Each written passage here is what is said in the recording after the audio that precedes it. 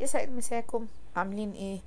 يلا بقى، وانا قاعده كده ما عنديش حاجه افطر بيها الصبح، وانا ما بحبش اكل العيش الصبح.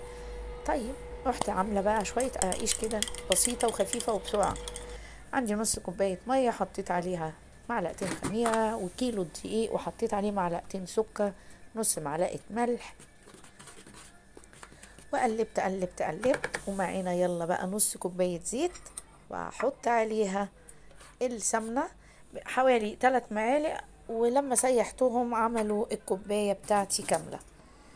ده مج كبير، يعني كوباية كبيرة مش كوباية صغيرة. كده بعد ما سيحت السمنة بتاعتي هي والزيت، معانا 3 معالق كبار سمسم. حطيت الزيت، وهبدأ أبس في الدقيق بالسمنة.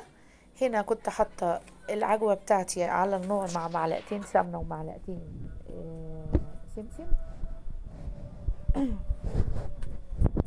بدأت أبس في الدقيق. هنزل الأول بنص كوباية مية.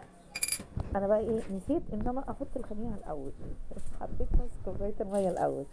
هنا بقى حطيت الخميرة بتاعتي، ولقيتها كده لا، عايزة كمان نص كوباية مية. رحت إيه، حط لها حبة المية كمان، وقلبت قلبت لحد عجنت قصدي معلش، لحد ما عجنتي بقت كويسة. سبتها تخمر. في الوقت ده انا بجهز العجوة بتاعتي عشان ابقى اخد منها على طول.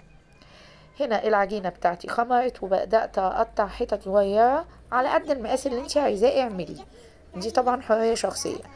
انا زي ما انتوا شايفين كده قطع صغيرة، وطبطبتها حاجات بسيطة، يا اما حطيتها في الصاجة بتاعتي، وبقيت اطبطب عليها بصوابعي كده بسيطة، وكملت حاجتي. معانا حتة بقى عجينة كده فردتها بالطول. انا هعمل شوية قراقيش كده بسيطة مع القرص، ويبقى انا كده شكلت الكيلو بتاعي. والله مبارك، يعني عمل كمية كويسة. إيه، فردتها وقطعتها بالسكينة كده زي صوابع صغيرة. رصيتها في الصينية، وكان هنا بقى العجينة أصلا خمرانة وجميلة. فبدأت بعد كده أحطها في الفرن. واللهم بارك، يعني طلعت كمية كويسة. أتمنى وصفتي تعجبكم، وما تنسوناش في اللايك والشير.